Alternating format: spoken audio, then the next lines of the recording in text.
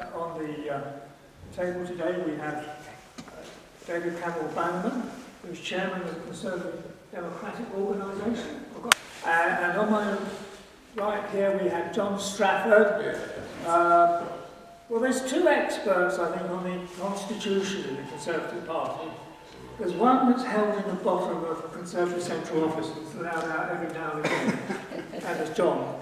So, what we're going to be discussing today is the most important thing that a constituency can do to select a candidate who will become an MP and who will then be one of the ruling people for the country. It's the most important thing a constituency does. John, do you want to? Yes. Go for it.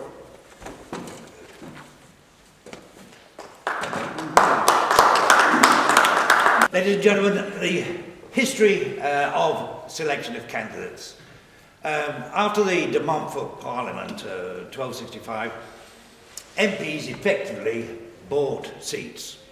And that continued for hundreds of years.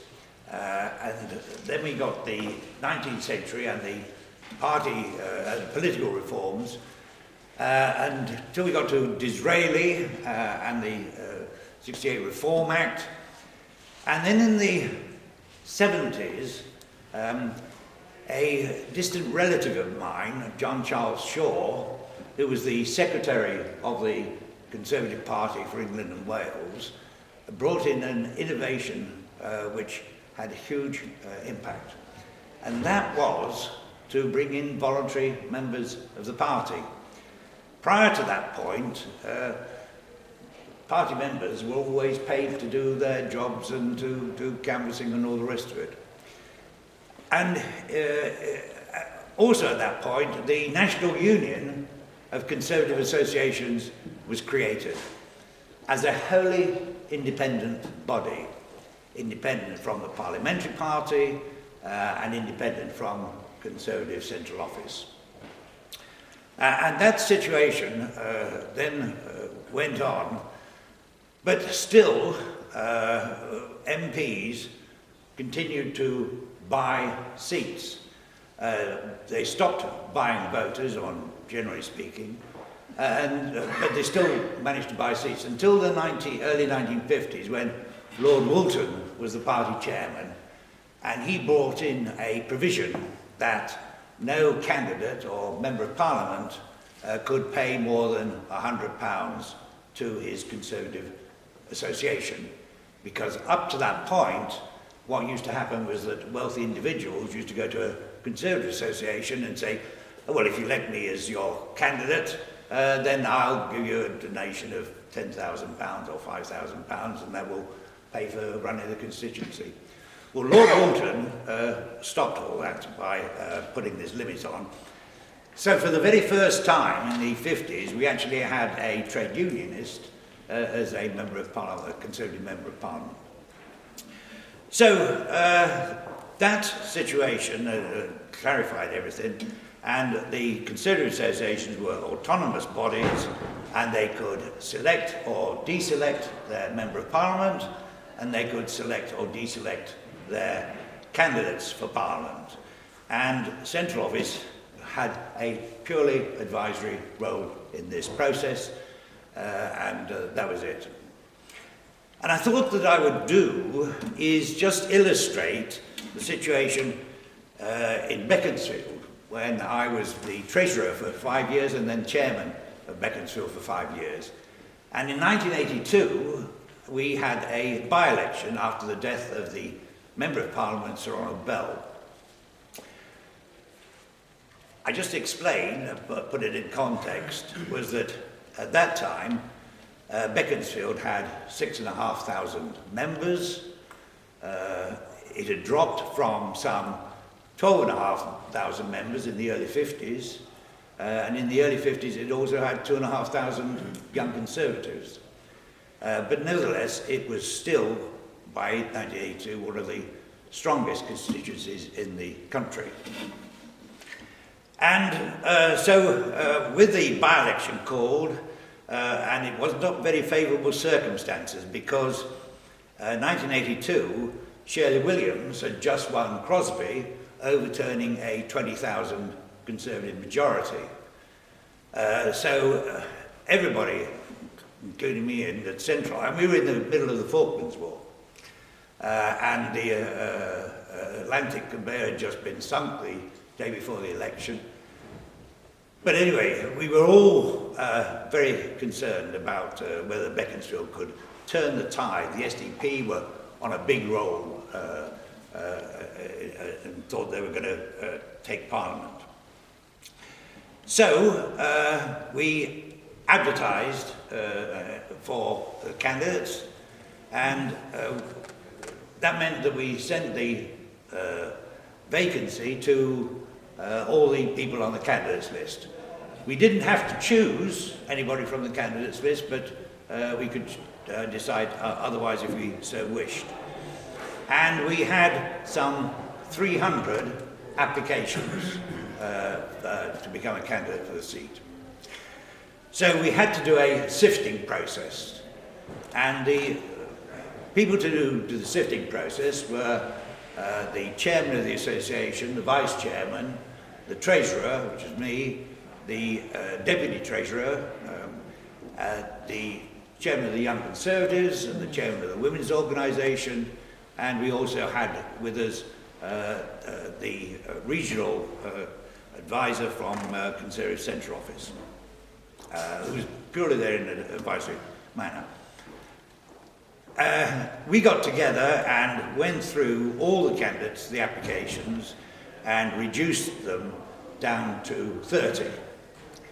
At that point, we then sent the applications to all the branch chairmen, and we had 22 branches in the constituency, and they reduced the number of applicants down to 15.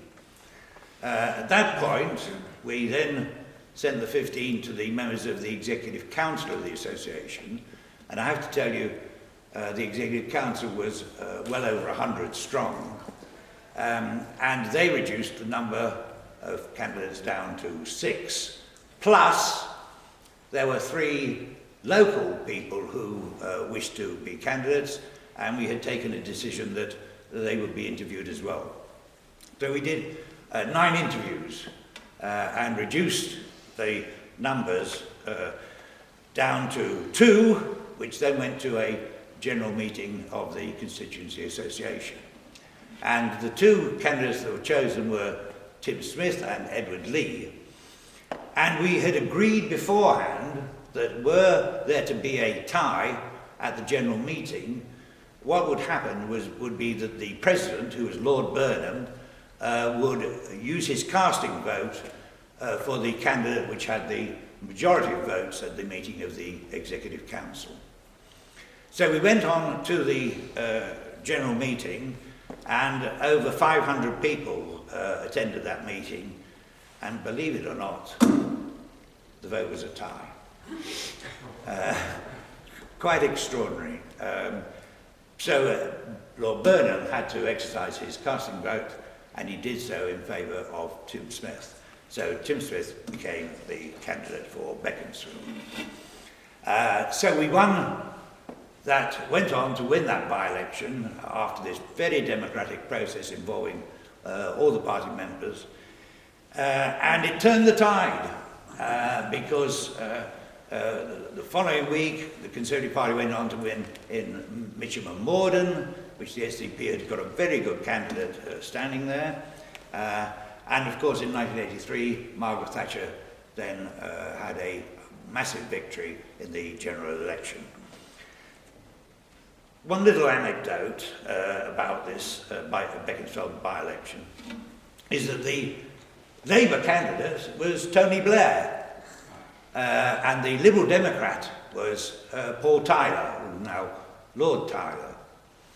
And I was at a reception several years ago and was chatting to Paul Tyler about the by-election, and he told me the following. He said, well, when Tony Blair got into Downing Street, he invited me to a drinks do there. So I went, he said, and I got talking to Tony Blair about the by-election. And I said to Tony, I said, look, you know, if I had won it, Paul Tyler, the SDP would have been on a real roll, and we'd have won Mitchell and Morden, and what might have then happened in the general election. And Tony Blair said, yes, but he said, supposing I had won it, he said, I would never have held it in the 83 general election. And the problem I had was that I had agreed with Sherry that we would only have one member of the Parliament at the same time, and that we would alternate trying to get a seat. So if I had won the Beaconsfield by-election and then lost it in 83, Sherry would have been the one that became the family candidate for Parliament. And she would have got a seat, and I would never have become Prime Minister. And I thought, blimey, how history changes on a little family circumstance like that. And I wonder what might have happened if Sherry had become Prime Minister. Oh. Anyway, there we are. So, selection of candidates. We moved on to prior to 1998, when the Conservative Party brought in a new constitution.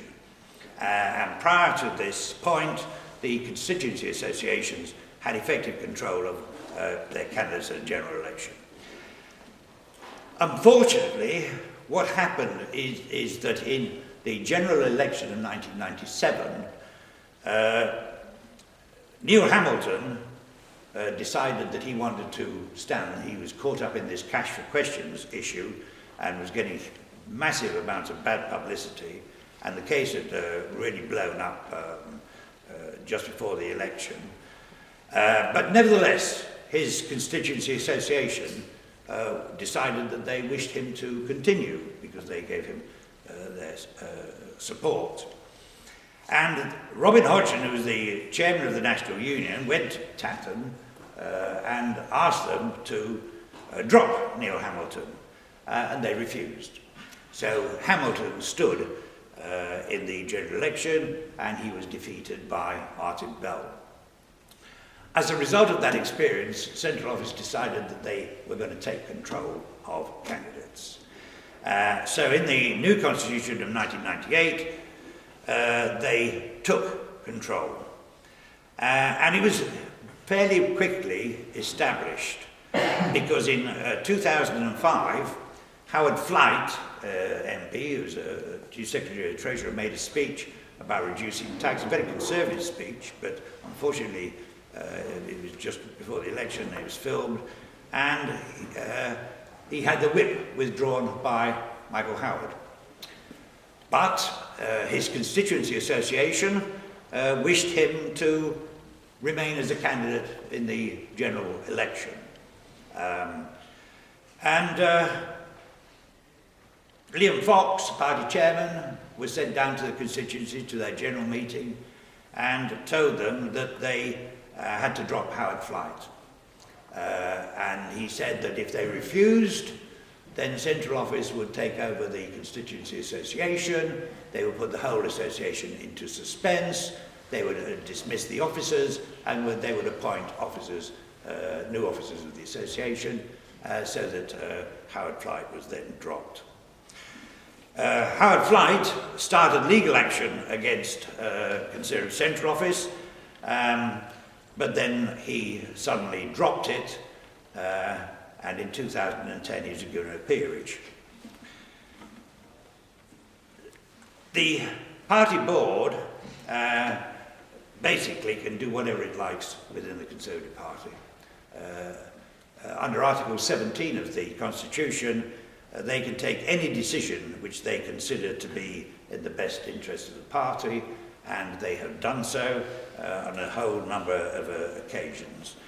And the party board is effectively controlled by the leader, because with the MPs that are on it under such tremendous control from the whips, and the appointments that the leader is able to make, the leader now controls that board. So much so, I have to tell you that in 2011, Graham Brady, who had just become chairman of the 1922 committee, asked me to go and see him at Portcullis House because he was concerned about the power then of the leader to dismiss MPs or have a whip withdrawn, etc. And asked if I could do anything about it to strengthen the position of the sitting MP. So I tabled a motion for the National Convention saying that no member of Parliament could be removed from the candidates list without the prior approval of the executive of the 22 committee, and that rather shocked the party establishment because they then went very soft on the question of controlling MPs for a period anyway. So this was the situation up to 1998. And then we moved on to the referendum campaign, basically, when things began to change again. I got involved very much with, in Beaconsfield, because our Member of Parliament was Dominic Grieve. And I went to a meeting with Dominic Grieve, who, party meeting it was, and he said that if we left the European Union, we'd have 300,000 Chinese immigrants in the country within a year. And I thought that was so absurd. He'd lost his marbles, and that in those situations, I didn't think he should be able to be a Member of Parliament for Beaconsfield. So I thought that what I must do was to put down a motion of no confidence in Dominic Grieve. And I tabled a motion in due course for the annual general meeting of the Beaconsfield Association, which was to take place on the 29th of March 2019. I tabled the motion with plenty of notice, with more than 21 days notice, so that it could get onto the agenda, only to be told that I was no longer a member of the Conservative Party. Having been a member since 1963, I did find that rather extraordinary. But nevertheless, this is how the establishment operates, I then had to get Conservative Centre Office to confirm to my association that I was still a member of the Conservative Party, which, with the delays that happened, in due course they did so, but by which time the 21 days notice had expired, and so the motion was dropped from the AGM.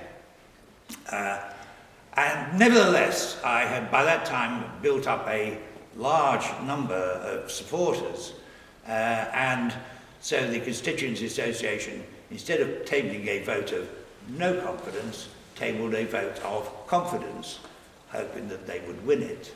Well, I have to say they were absolutely slaughtered, because they lost the vote of confidence by 180 votes to 120. And that really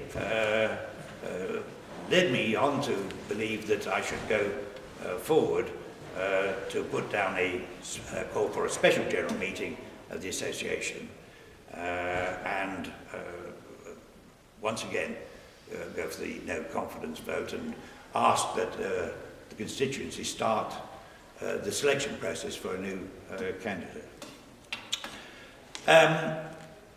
So I did that, and a special meeting, general meeting was called after much antagonism from Centre Office, who said they've got no right to do so, and it was ultra vires, and etc., etc.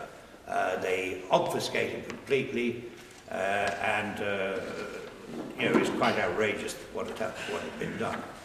Until we got to the day before the special general meeting, which I proposed this motion, and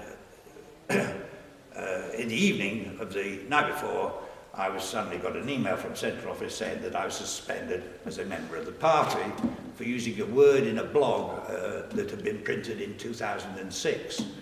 And I looked at the blog and couldn't see the word at all. But if you went into the archives and searched for a particular word, you would find it.